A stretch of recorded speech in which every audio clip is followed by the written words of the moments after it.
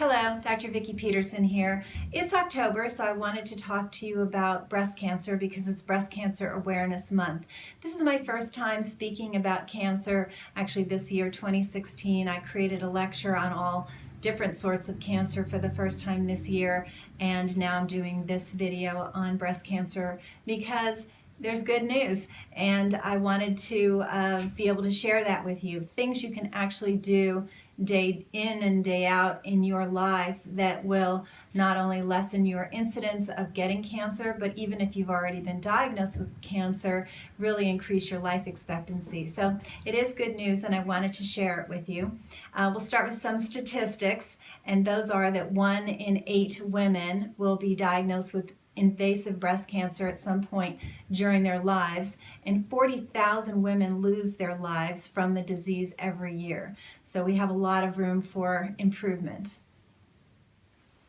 Many of us have been brought up on milk, thinking that milk is good for us and it's really an integral part of the diet, but despite the commercials that have now been pulled that used to say milk does a body good, it actually doesn't. So let's look at a couple of examples of that. One, there is a bovine leukemia virus that causes cancer in the mammary glands, so the glands like the breasts of the cow. And it is so pervasive that 100% of the large dairy farms in the U.S., 100% of the cattle are affected. So the question had been, this has been known for a long time of the infection, but it was thought that it didn't really affect humans, that it was just in the cow arena, and we wouldn't really, wouldn't come across in the milk. It gets in the milk, but we didn't think that the human body reacted to it. Turns out that's not the case, and up to 37% of human breast cancer may be caused from this virus. So they found that the virus, the study they did was they looked at women who had surgery on their breasts and found a much higher percentage of this virus present in those women than in women who had no tumors at all. Now, the industry came back and said, yes, but we found it in some women who did not have breast cancer, so that kind of negates your thought that it causes breast cancer. But you have to understand that it takes many, many years to develop cancer, and it can take decades to develop cancer. So the fact that it's in women who to date aren't diagnosed with cancer doesn't mean that they're not on their way, unfortunately. So this bovine leukemia virus, when you hear that it affects 100% of our cows, you think, well, there's probably nothing that can be done if it's that pervasive. Yet over 20 different countries have completely eradicated it from their population of cows simply from using better hygiene. It's gross to think about, but it's almost like you went to a surgeon who used the same gloves doing surgery on you as he did on the prior patient. We all know that's ridiculous and it's going to spread infection, but that's what they do to the cows. They don't treat them individually, and they're spreading this virus one to the next. Cow's milk, even when organic, has naturally occurring hormones in it because it is the milk from another mammal, and these hormones have a relationship to increase cancer risk, even beyond breast cancer, prostate cancer, ovarian cancer, etc. The other thing that occurs when we humans drink milk is that it causes the production of a hormone that's normal to humans, but it's really normal at a higher rate when we're growing, so when we're children. But this is called insulin-like growth factor 1. They call it IGF-1. But when this hormone rises in adults, it increases the risk of cancer. They did a very robust study. They followed 100,000 men and women over 20 years, and they found that those who drank milk had the higher rates of death as opposed to those who didn't drink much milk at all. So the women who drank milk had higher risks of dying from heart disease and cancer as compared to their non-milk drinking counterparts. And those women who drank 3 glasses of milk per day or an equivalent had twice the increased risk of death. So milk is not your friend when you're an infant and you're getting milk from your mother. That's a great source. Otherwise, stick with plant-based options. We treat our cows and cattle with synthetic estrogens. What this does is it puts weight on them faster and it gets them to market faster, so there's a higher profit margin.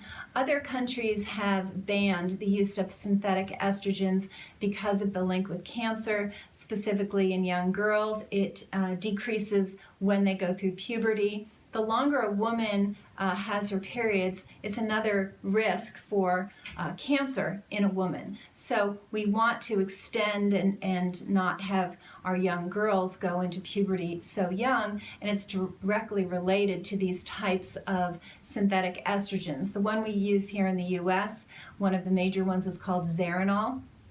If you take human breast cells, healthy breast cells on a petri dish, and you drip some of this Zeranol on those cells, those healthy cells, within 21 days they will be breast cancer cells. So this is a known carcinogen, yet despite the fact that many countries will not use US meat, because we do this to our meat, we ingest it every single day. Regarding young girls and having them go through puberty so early, the highest risk factor was how much meat they ingested. The second highest risk factor was any sort of animal products. So meat was the highest, and then second to that was anything from an animal, including poultry, dairy products, eggs, etc.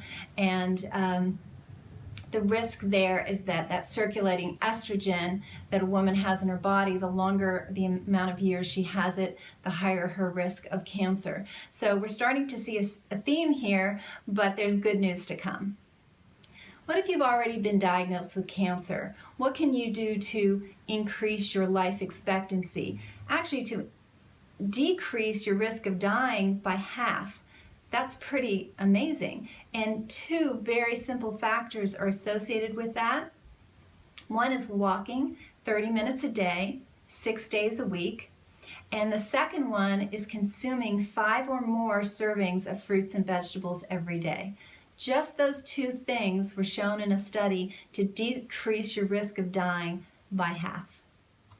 Of course, the best thing we want to do is prevent cancer. So let's look at simple steps for decreasing your risk of getting cancer. Number one is managing our weight, getting our weight under control, particularly the torso weight, the weight between the shoulder blades and the hip bones, the belly fat, as it is so often called. The second one is eat more plant foods, as we just mentioned. The third one is eat less animal product foods, meat, dairy, etc. Drink less alcohol and breastfeed if you're a woman in the childbearing ages. What if there was a way to decrease your breast cancer risk in half, and as an older woman by 80%? There's a healthy lifestyle index, and it's just 4 things that you have to do. And we've mentioned a couple of them already from earlier studies. One is walking half an hour a day, 6 days a week. The other one is moving away from a heavy meat diet, meat, dairy, poultry, fish, moving away from animal and toward plant, having your 5 to 7, I even like 9 servings of fruits and vegetables every day. So moving in that direction. Avoiding alcohol, avoiding tobacco. Just those 4 things. The women who scored the highest decreased their rate by either 50 or 80% depending on their age. A very robust study was done in 2011 on 4,000 women with breast cancer. Unfortunately, not all of them survived the 7 years of the study. And what they found was the women who died early, 2 major things were present in their life that was not present in the women who survived and did better. And the first one was saturated fat, and the second one was trans fats. So bad fat. Don't put all the fat in one category though. So saturated fat and trans fats. Where do you find saturated fat? If you think beef came to mind. It's not where you think it is on the index of the top 9 actually. So let's look at the top 9 foods with the highest saturated fat, because this was linked to women succumbing to breast cancer at a much higher rate. So the number one place saturated fat is found in our diet is cheese. Number 2, pizza. Again, cheese. Number 3 were floury desserts, so that's typical dairy, gluten, and sugar in those. Number 4, ice cream, back to dairy again. So 1, 2, and 4 were all dairy products. Number 5 was chicken. So if you think, where's the beef on that list? It's lower down. Chicken, even steamed with the skin removed, has more saturated fat these days. That wasn't in the past, but these days has more saturated fat than beef. 6 was pork. 7, there's the beef, burgers, and 8 was actually eating like a steak, beef. So, and 9 was back to milk again, reduced fat milk. So those were the top sources of saturated fat. Let's look at trans fat. The trans fats, another source of why these women succumbed earlier to breast cancer than those who didn't eat this way, are found in more of the junk foods. So you have the deep fried foods, eating animal fat itself, so that marbled steak with all that fat in it.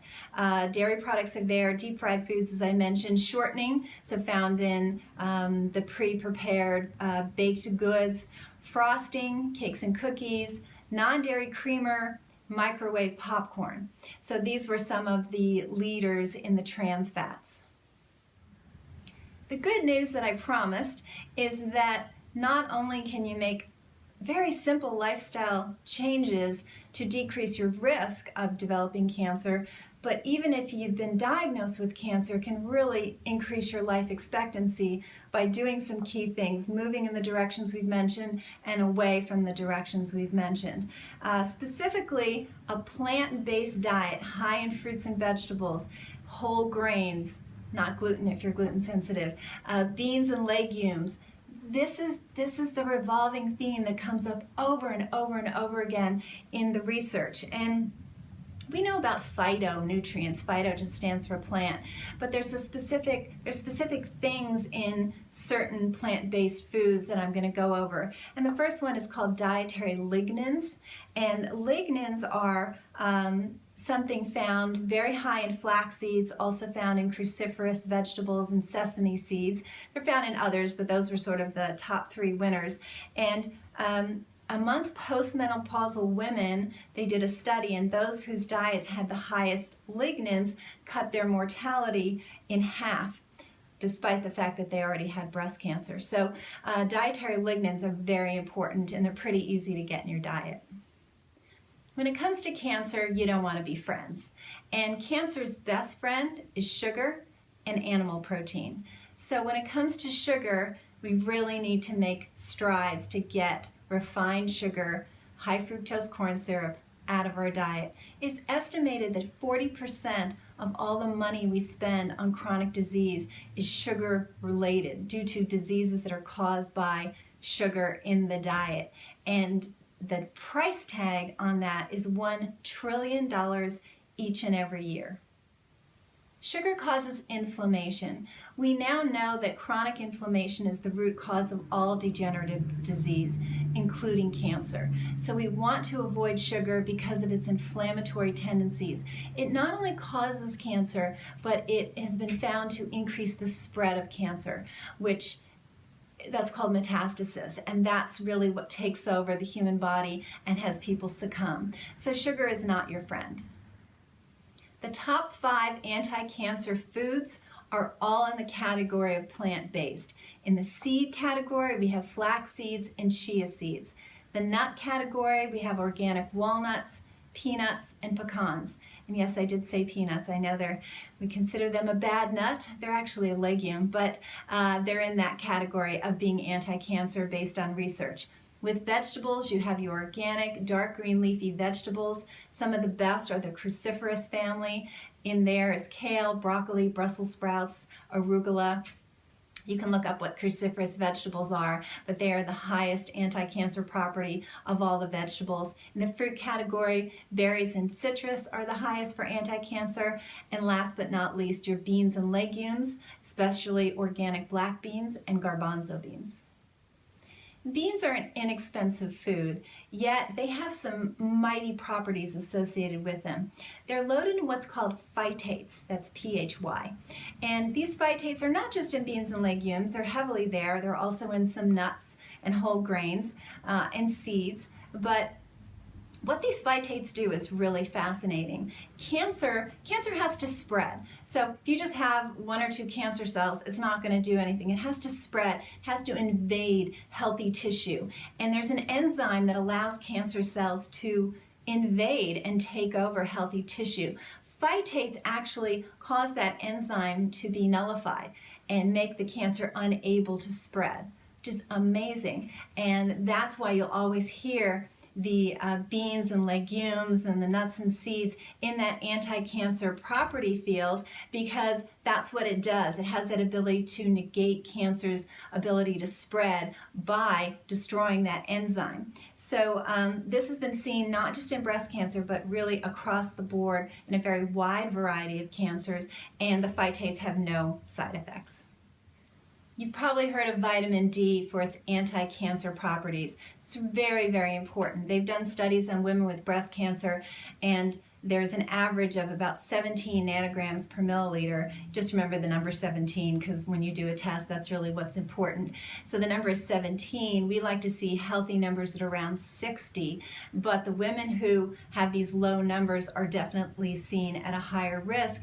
Yet when you get those numbers up, one study just went from 17 to 30, and there was a huge protective level at just 30, which here we still consider pretty low. If a woman already has cancer, the protective level is 70 to 100. So really monitor your vitamin D level. It's such an easy thing. It's so easy to find vitamin D. Make sure it's mixed with K. Those two work together. But to keep your vitamin D at a healthy level is so easy and so protective. If you're a woman, you're told to get a mammogram as soon as you're over the age of 50. If you have fibrocystic breasts or have had any lumps in your breast, you're told to do it at an even younger age. Does screening prevent cancer? It turns out that there's a lot of commentary about that. Personally, I'm very against mammograms because of radiation, because ionizing radiation is known to cause cancer. I prefer ultrasound or thermography, and there's a lot of dissension about that. I've written 2 blogs on mammograms. I encourage you to look at them. There's a lot of good information in there. But this year, the beginning of 2016, Newsweek came out with a quote saying that it's very misleading to say that cancer screening saves lives, that in fact, the take-home message after decades of research is that they've not found clear evidence that screening, this is a quote, that screening saves lives, but clear evidence that screening can harm many. When it comes to 1,000 women being screened through mammography, it just averts, meaning avoids, 1 breast cancer death. And yet 60% of women who go through regular mammograms for 10 years have a false positive, at least at some point. So there can be a lot of, obviously, stress associated with that, as well as treatment, and there can be side effects. So it's really not the slam dunk in the direction of saving lives and prevention. There's nothing that a mammogram does to prevent it. It might detect, but that's not the same as prevention. So you can definitely look into this a little bit more for yourself, but getting a clean bill of health on a mammogram it does not mean you shouldn't do any lifestyle changes. In fact, everyone needs to make the kind of lifestyle changes we're talking about, because that's where the research says can really impact your health. I want to conclude with a little tough love statement, and that is something my patients know me for, which is I'm going to tell you the truth as I know it today, and I'm not going to sugarcoat it. No pun intended with the sugar. And let's look at heart disease. That's our number 1 killer. We'll digress for just a moment. But the DASH diet, which is a diet put out by the American Cardiac Association, the American Heart Association, that diet talks about really limiting the amount of meat someone eats and really expanding upon the plant-based diet. But the research that diet was based on actually found that even any meat was pro-inflammatory, and the way to really protect against heart disease was to go on a fully plant-based diet. So when asked, well, why didn't you just say that? Why didn't you put out a diet that says exactly what the research said instead of having, recommendations for still consuming meat? And they said, well, because we don't think people will do it.